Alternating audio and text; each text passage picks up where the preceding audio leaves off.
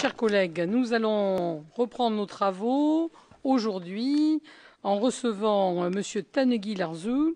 On dit Larzul, Larzul, que je prononce bien, notre rapporteur nous rejoignant.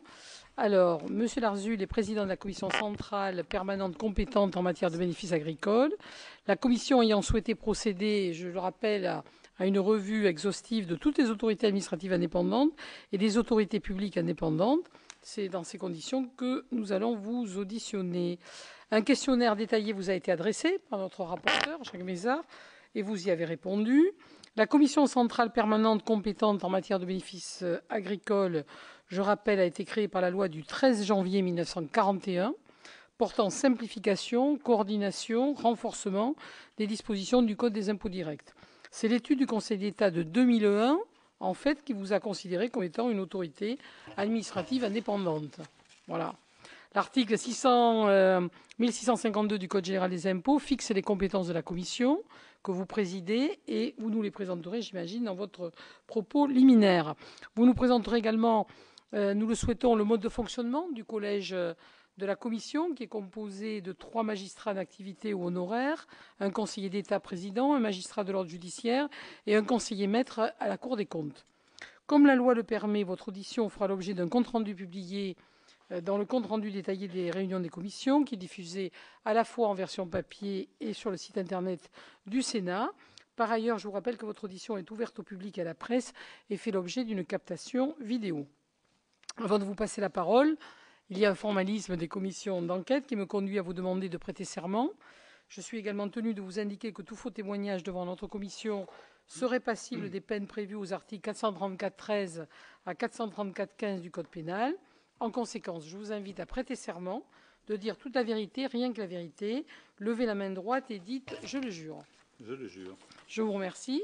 Donc, selon l'usage habituel, je vais vous proposer de nous faire part de vos observations durant une dizaine de minutes, après quoi notre rapporteur Jacques Mézard et les membres de la commission qui le souhaitent pourront vous poser des questions. Vous avez la parole. Merci Madame la Présidente, Mesdames, Messieurs les rapporteurs, Mesdames, Messieurs, j'espère que je ne vais pas vous décevoir, parce que, en réalité, j'ai été pressenti pour présider cette commission il y a environ un peu moins d'un an, à la fin de l'année 2014, et au moment où j'ai été nommé, la commission venait de siéger sous l'autorité de son président d'alors, mon prédécesseur, et la commission n'est pas amenée à siéger avant le mois de novembre prochain. Ce qui veut dire que vous recevez, et je ne me déroberai pas pour autant, un président qui n'a jamais présidé. Donc j'essaierai, indépendamment de ça, de vous fournir un certain nombre d'explications. Mais je vous dis d'emblée que je compte également, de ce point de vue, sur le soutien des fonctionnaires de la DGFiP, qui m'accompagnent, en tout cas de M. Jean-Jacques Jeunesse, qui m'a aidé en particulier à remplir le questionnaire que vous nous avez adressé et dont j'espère qu'il vous a donné un certain nombre d'éléments conformes à ce que vous en souhaitiez. Je voudrais peut-être simplement vous rappeler, comme c'est l'usage, ce qu'est cette commission, quel est son rôle, sa composition, et à défaut de ses modalités de fonctionnement concrètes, puisque je ne les ai pas pratiquées, au moins la manière dont elle est censée fonctionner. Alors, d'abord, je rappellerai effectivement qu'elle est assez ancienne et que dans sa configuration plus moderne, plus contemporaine, elle a été instituée ou elle est mentionnée par les dispositions de l'article 1652 du Code général des impôts et qu'elle est compétente pour fixer les éléments qui sont retenus pour le calcul du bénéfice agricole forfaitaire, qui, comme vous le savez, est un des régimes d'imposition possibles pour les agriculteurs en deçà d'un certain seuil de revenus. Alors, ce bénéfice forfaitaire, il est prévu par les dispositions de l'article L64 du Code général des impôts. Il a failli être réformé lors d'un récent projet de loi de finances rectificative. Si je ne me trompe pas, finalement, ça n'a pas été fait. Et c'est un processus qui permet, en particulier à des jeunes agriculteurs, de bénéficier d'un régime fiscal qui peut être avantageux, qui peut ne pas l'être d'ailleurs. Ça n'est pas aussi automatique qu'on peut l'imaginer. Et en tout cas, il est fixé. Il est en tout cas accessible aux agriculteurs qui se trouvent en deçà d'un certain seuil de revenus, et ce seuil est fixé par les dispositions également du Code. Il est à l'heure actuelle de 76 300 €. Très concrètement, les modalités de détermination de ce seuil sont fixées par des dispositions du livre des procédures fiscales, ce sont les articles L1 et L4 qui sont complétés par les articles R1 à R4 de ce code. C'est assez détaillé dans le code et donc j'y renvoie purement et simplement. Le mécanisme de manière générale est le suivant, il s'institue au niveau départemental selon un découpage qui est à la fois celui des départements, tels qu'ils existent encore aujourd'hui, mais également, vous voyez qu'il y a des couleurs qui indiquent qu'en réalité, on raisonne par département, mais également par région agricole, ce qui est une façon, je dirais, assez pragmatique d'aborder la question, puisqu'il y a des caractéristiques en matière de culture, enfin au sens agricole du terme, dans chacune des régions et dans chacun des départements concernés. Donc c'est au stade des départements, en réalité, que des commissions se réunissent pour établir ce que peut être ce qu'on appelle le forfait agricole, c'est-à-dire le prix ou le revenu moyen attendu d'un certain type de production appliqué à une certaine superficie dans une certaine région. Et donc le premier temps de la manœuvre, il est bien départemental et il consiste pour l'administration fiscale à fixer un bénéfice agricole forfaitaire qui est déterminé par hectare pour chaque catégorie ou nature d'exploitation, c'est-à-dire en fait chaque type de culture. Et une fois que ce bénéfice forfaitaire moyen unitaire a été fixé, l'administration va calculer des bases individuelles à partir de ce standard, en quelque sorte. Alors, encore une fois, je redis que c'est un régime possible et qu'il y en a d'autres et qu'en particulier, il y a des possibilités d'options pour les agriculteurs. Alors, je précise tout ceci parce que ça signifie d'abord que l'intervention de la commission que je préside n'est pas automatique. En réalité, la fixation se fait au niveau départemental et ce n'est que si les commissions départementales soit n'ont pas eu l'occasion de statuer, soit l'ont fait tardivement, ou soit qu'ayant statué, les conclusions auxquelles elles sont parvenues sont contestées par l'une des deux parties, l'administration fiscale ou les syndicats représentant les exploitants agricoles, qu'à ce moment-là, la commission est saisie. En définitive, elle intervient plutôt comme une instance d'appel. Alors évidemment, compte tenu du nombre de départements, les risques, si j'ose dire, d'appel sont systématiques. Et il est assez rare, enfin je n'ai pas les chiffres exacts, que la commission centrale ne soit pas amenée chaque année à se prononcer. D'ores et déjà, comme je le disais, il est prévu qu'elle tienne une réunion au mois de novembre prochain. Cette commission, sa composition est fixée par les textes que j'ai cités. Vous l'avez rappelé, Madame la Présidente, 3 magistrats en activité ou honoraires, un conseiller d'État président, un magistrat de l'ordre judiciaire et un conseiller maître à la Cour des comptes. Assistent également aux séances de la commission, mais avec voix consultative, 2 hauts fonctionnaires de la DGFiP, un haut fonctionnaire de l'administration de l'agriculture, qui est désigné par le ministre de l'Agriculture, et 2 représentants désignés par la Fédération nationale des syndicats d'exploitants agricoles, parmi les exploitants agricoles qui sont passibles de l'impôt au titre des bénéfices agricoles. Une petite précision procédurale pour indiquer que les décisions de la commission ne peuvent être attaquées que devant le Conseil d'État par la voie du recours pour excès de pouvoir. Il y a donc une voie de droit qui est ouverte contre les décisions qui seraient prises par la commission centrale. Voilà un peu le paysage d'ordre général. Je crois que la commission, dans le cadre, s'intéresse également, outre aux questions de fonctionnement, aux questions de moyens. Les choses sont assez claires et n'ont du reste pas tellement varié depuis que le Sénat s'était déjà intéressé à cette autorité, comme à d'autres autorités, dans les enquêtes qu'il avait menées en 2009, je crois, et en 2010. Et donc, pour rappeler simplement que la commission centrale ne dispose pas de moyens propres, elle ne dispose pas en particulier de budget propre. En réalité, tous les coûts qui sont afférents au fonctionnement de cette commission sont assumés par la DGFiP, y compris d'ailleurs l'indemnisation des magistrats et des membres qui siègent, et des coûts qui sont relatifs à son fonctionnement. Donc ces coûts sont d'assez faible ampleur, on pourra y revenir, ils sont détaillés dans le document qui vous a été remis. Et pour ce qui concerne l'indemnisation des membres de la commission, elle est prévue évidemment par un arrêté, puisqu'il ne peut pas y avoir d'indemnisation sans texte, et elle est fixée à 87,05 € par séance de 4 heures pour le magistrat président et à 57,78 € pour les autres magistrats. Donc voilà un peu le paysage d'ensemble que je voulais vous proposer avant de me tenir à votre disposition avec le concours technique précieux de M. Jeunesse, que je remercie d'être venu. Merci, Monsieur le Président. Je donne la parole à notre rapporteur, Jacques Mézard. Merci, Madame la Présidente. Monsieur le Président, il y a une question qui vient tout de suite à l'esprit. C'est vous considérez-vous, vous, comme une autorité administrative indépendante et si oui, pourquoi? En dehors du fait que vous avez dû être obligé de souscrire une déclaration de patrimoine, ce qui est un critère, normalement. Enfin. Pas tout à fait de patrimoine, mais bientôt d'intérêt, Oui. Mais pas encore de patrimoine. En réalité, lorsque vous m'avez convié, j'ai eu un doute. Mais la réalité, c'est que les autorités administratives indépendantes, vous m'avez répondu de manière un peu taquine que le Conseil d'État l'avait classé parmi la liste des 40 ou 41 autorités administratives indépendantes. C'est une réponse à laquelle, évidemment, je ne pouvais plus rien objecter. Et donc, j'ai considéré que c'est une autorité administrative indépendante. Mais en réalité, la liste est variable. Il y a bien une liste qui a été fixée par le Conseil d'État dans un rapport, je crois, de 2001, qui conclut qu'il y a une quarantaine d'autorités. Ces autorités, on les retrouve répertoriées sur un site internet de Légifrance, qui est quand même une autorité dans ce domaine-là. Mais pour ne vous citer qu'un seul exemple, le Conseil d'État examine en ce moment un projet d'ordonnance qui vise à instituer la parité au sein des autorités administratives indépendantes, la parité homme-femme. Il n'y a pas 40 autorités, il y en a 19.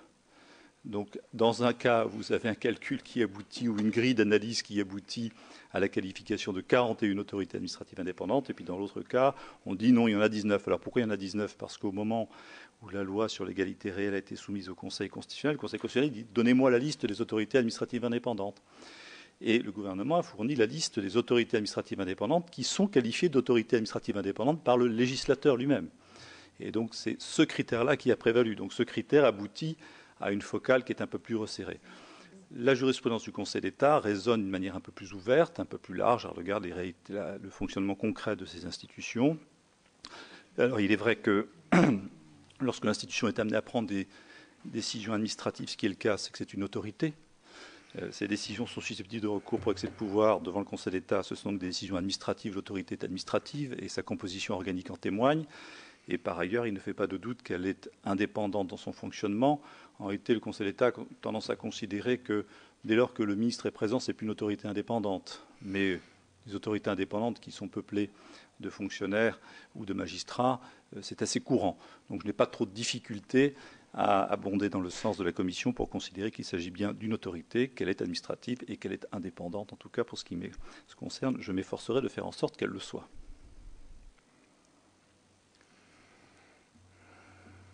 Ça, nous n'en doutons pas, Monsieur le Président. Simplement, quand on constate que vous n'avez pas de personnel, vous avez pas de locaux, bon, que tout ce qui est, je dirais, matériel et toute l'assistance technique est fournie par la DGFiP, on peut quand même s'interroger sur le caractère indépendant de l'autorité administrative. Bon. Bon. Alors certes, bon, ce ne sont pas, et je vous le concède, les indemnités que vous avez détaillées et qui sont extrêmement modestes par rapport au travail accompli, hein, qui peuvent être considérés comme changeant le problème. Mais effectivement, ce qui serait intéressant, c'est aussi de voir d'apprécier quel est le nombre de cas qui vous sont soumis. Bon, je ne sais pas si vous pouvez nous donner des indications là-dessus. Et puis moi, j'aurais bon, il y a toujours l'éternel. Et les recours, est-ce que vous êtes souvent infirmé? Est-ce qu'il y a beaucoup de recours devant le Conseil d'État? Et est-ce que vos décisions sont souvent infirmées? Des recours. Je n'ai fait prêter serment qu'au président, donc si vous devez parler, je vais vous faire prêter serment. Hein, donc je vais reprendre ma formule. Je vais vous demander de jurer, de dire la vérité, toute la vérité, rien que la vérité. Levez la main droite et dites « Je le jure ». Je le jure. Merci. Donc, des décisions contestées à l'issue de la commission centrale, personnellement, je n'en ai vu aucune. Ça fait 5 ans que je suis à ce poste, donc à la DGFiP. Et de mémoire de mes collègues qui ne sont pas là aujourd'hui, qui doit remonter aux 10 dernières années, il n'y en a pas eu non plus. Et des appels, nous en avons l'an dernier 4. 4 départements ont fait appel. Et les années qui précèdent, je crois que nous avons eu 22, 20 et 15 appels, si ma mémoire est bonne. Il y en avait beaucoup plus avant. Il me semble qu'à un moment donné, il y a eu une période où... voilà, il y a eu vraiment des besoins. Mais maintenant, en fait, juste après la guerre, il y avait une nécessité. C'est pour ça voilà. que ça a été inclus dans le Code général des impôts. Ça a été... Bon. Le rapporteur, est-ce que vous m'autorisez à donner la parole à Alain Richard ? Oui, bien sûr. Monsieur Richard a demandé la parole. Oui, moi, je vais simplement joindre une observation à celle de notre rapporteur, qui est, même si l'activité et l'ampleur de décision de cette autorité paraissent réduites, dans la Constitution, le gouvernement dispose de l'administration et le Premier ministre dirige l'action du gouvernement. Donc, lorsque des décisions engageant l'administration ne sont pas prises suivant la chaîne hiérarchique par quelqu'un qui agit sous l'autorité du gouvernement, mais qu'elles sont prises par une délibération collective, on est, ou bien cette décision a le caractère d'une décision juridictionnelle, ce qui arrive pour certains tribunaux spécialisés.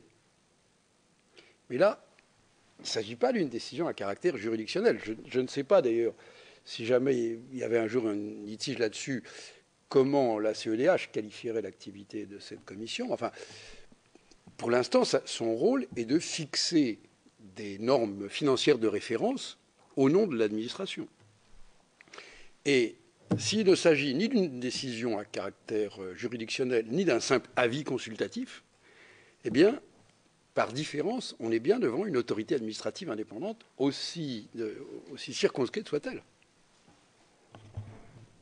Cher ministre, je ne suis pas tout à fait d'accord avec vous. Il me semble quand même qu'il y a une partie de l'activité qui est d'ordre juridictionnel.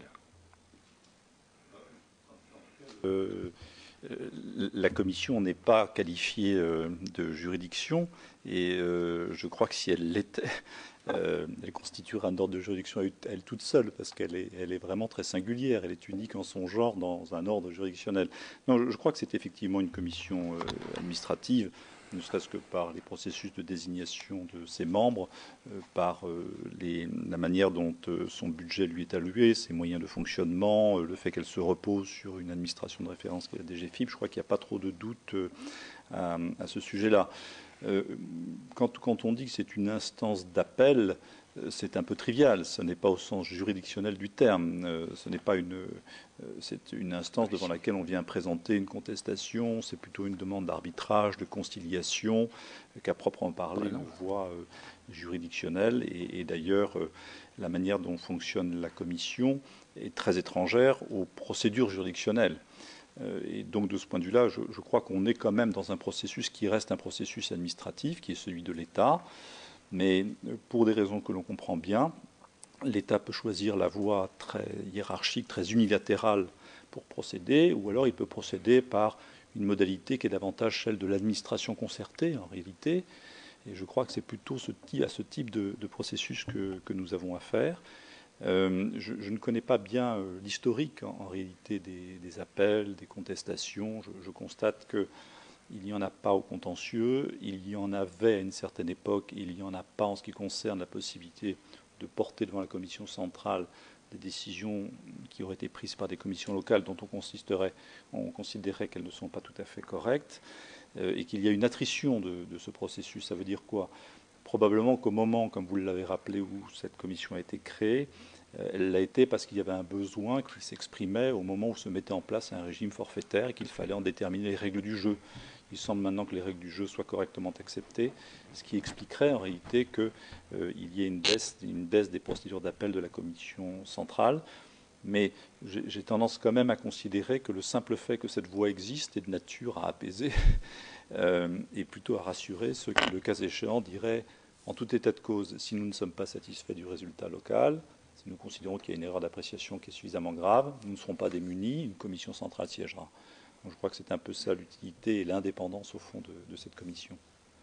Il n'y a pas d'obligation à cette procédure, hein ?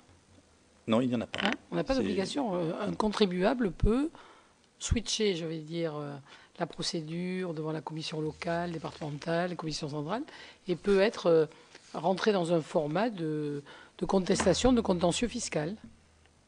Ou pas. C'est une question que je vous pose. Moi, je crois que ce n'est pas obligatoire. Mais c'est quand même important de le vérifier.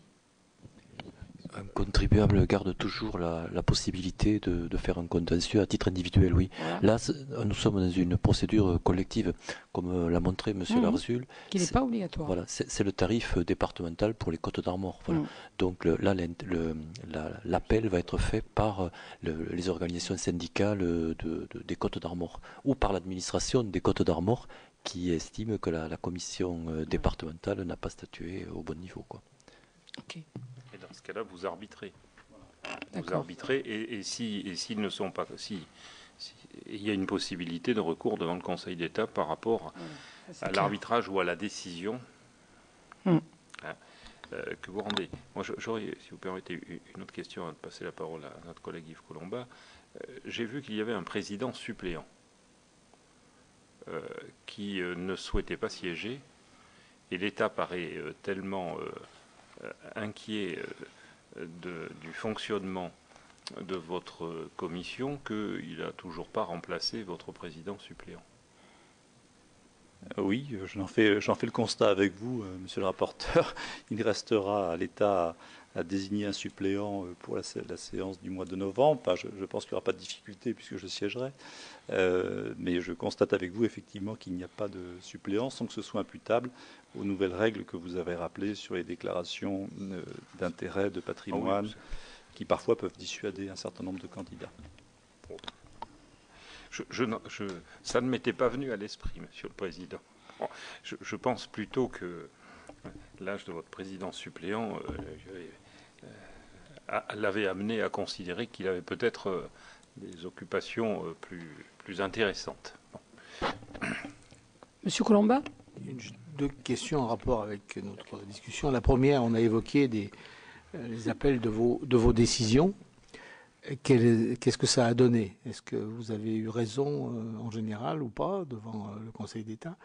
Et plus techniquement, lorsque vous êtes saisi, enfin où il y a un problème départemental, etc., quels sont les types de décisions que vous prenez? C'est-à-dire sur quoi porte en général la réforme ou l'absence de réforme des décisions prises localement? Je vais répondre à la première question, puis je vous laisserai peut-être répondre à la seconde. La première, on n'a pas d'éléments puisqu'il n'y a pas de contentieux en réalité. Donc on ne sait pas, le contentieux étant inexistant devant le Conseil d'État en l'état actuel des choses, nous n'avons pas d'historique ou de décision topique. Non. À notre connaissance, les décisions qui sont prises par la Commission centrale n'ont pas fait l'objet de contestation par la voie de recours procédure devant le Conseil d'État. J'ai fait une brève recherche avant de venir, j'en ai pas trouvé de traces. Salomon, mais ça veut dire probablement que la Commission a bien travaillé. Enfin, c'est une interprétation un peu optimiste que je mets au crédit de mes prédécesseurs. J'espère qu'il n'y aura pas de contentieux dès lors que je la présiderai. Il y aura un contrario un peu terrible. Donc je n'ai pas d'éléments malheureusement. Alors sur la partie un peu plus technique de ce qui fait l'objet de la réforme, au fond au sens juridique du terme, qu'est-ce qui fait l'objet d'une réformation sur les décisions, qu'est-ce qu'on bouge? Je vais peut-être vous laisser vous répondre. Alors, sur quoi portent les débats au cours de la commission? Tout simplement sur un tarif. Un tarif qui est en fait le rendement à l'hectare dans une région agricole donnée. Par exemple, pour les Côtes d'Armor, il y a une seule région pour le département et je crois, ça doit tourner entre 300 et 400 euros l'hectare. Voilà. Donc, on arrive avec deux propositions, celle de l'administration et celle des organisations syndicales. Et le président va trancher au sein de cette fourchette, voilà, en fonction des arguments que vont lui apporter les deux parties. Et de mémoire, je n'ai pas fait de statistiques là avant de venir, mais il peut très bien pencher en faveur de l'administration, comme des organisations syndicales, comme prendre une position médiane. Là, c'est les débats qui vont influer sa... De quoi? Il fait ça au doigt mouillé ou il a lui-même une idée sur... les conditions culturelles de tel ou tel département. Nous avons chaque région agricole établit ce qu'on appelle des comptes d'exploitation type. C'est une exploitation fictive, une exploitation agricole fictive qui est élaborée tous les 10 ans à peu près. Il y a au cours d'une opération qui s'appelle le recensement général agricole, qui est faite entre le ministère de l'Agriculture, l'INSEE, la DGFiP, et au cours de laquelle on fixe une exploitation moyenne, viable, dans nos 300 ou 450 petites régions agricoles.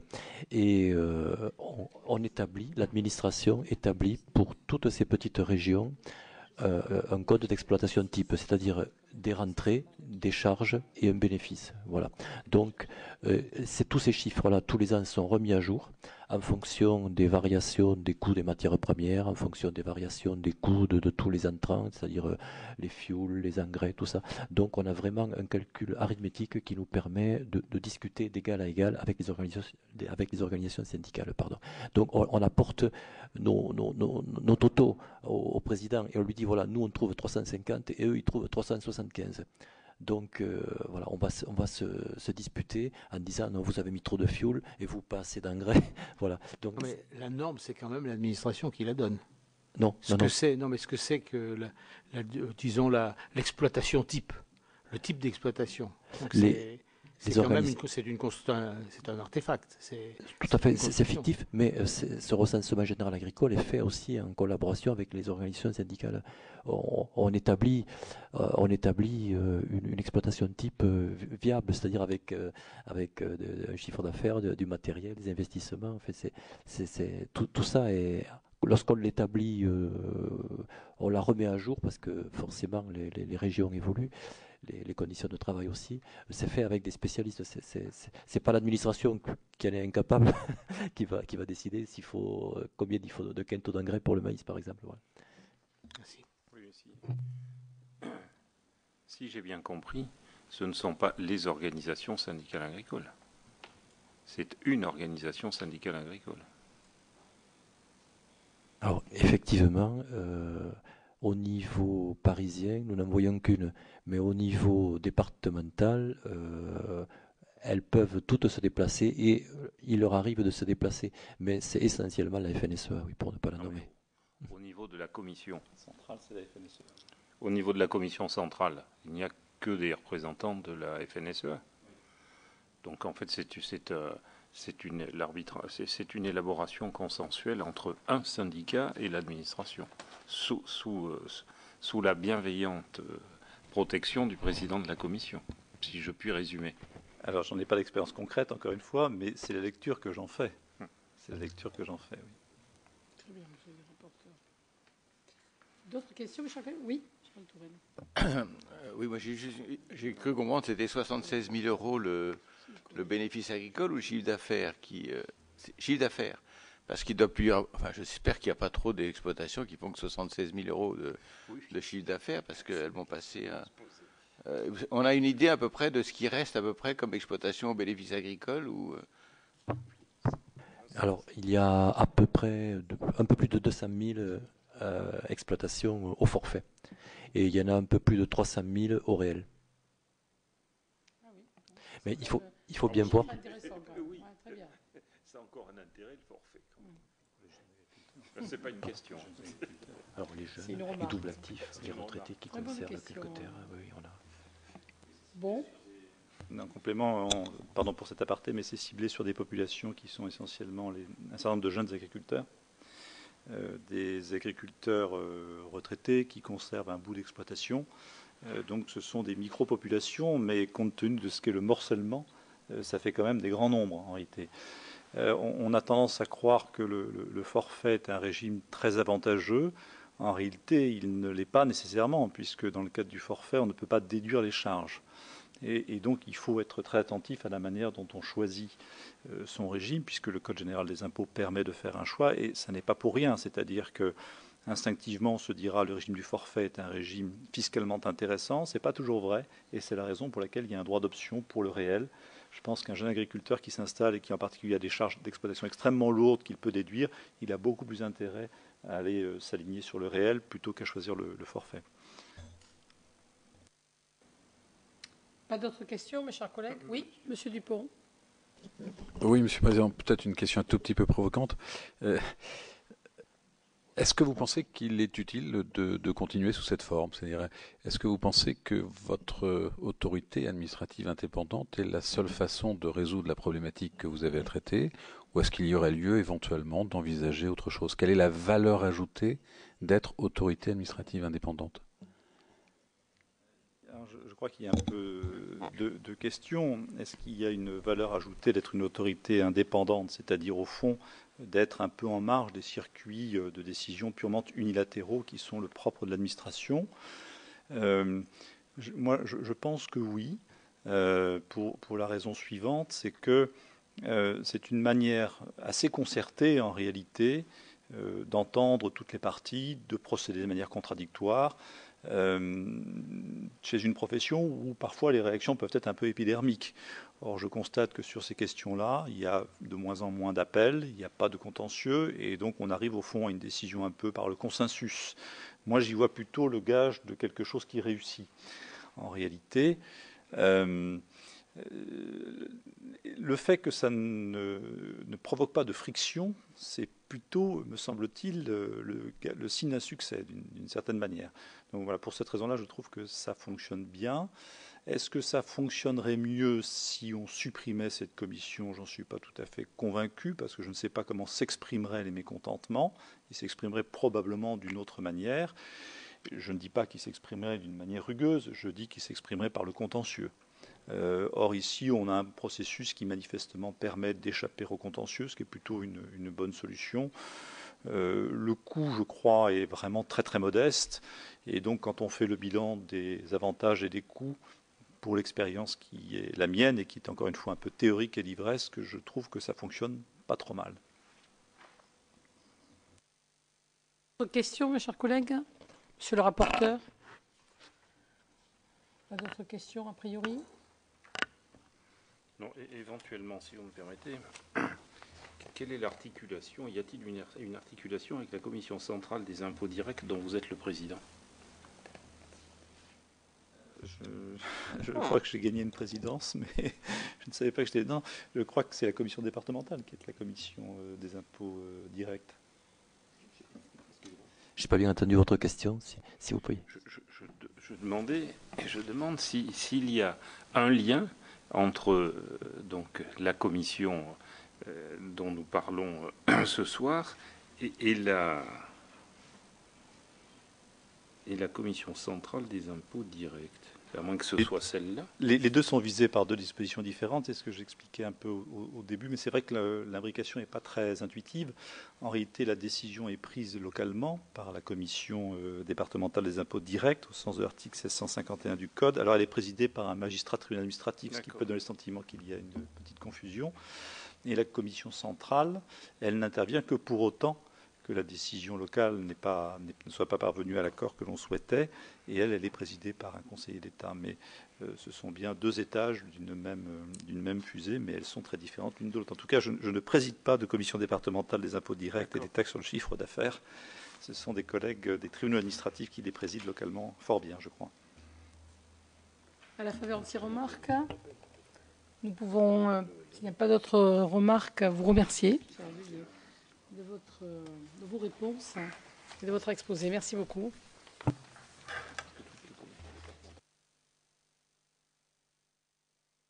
Je rappelle pour nos collègues qu'on se retrouve demain à 9 h.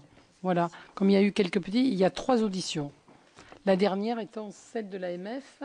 Non, c'est peut-être la plus importante des 3.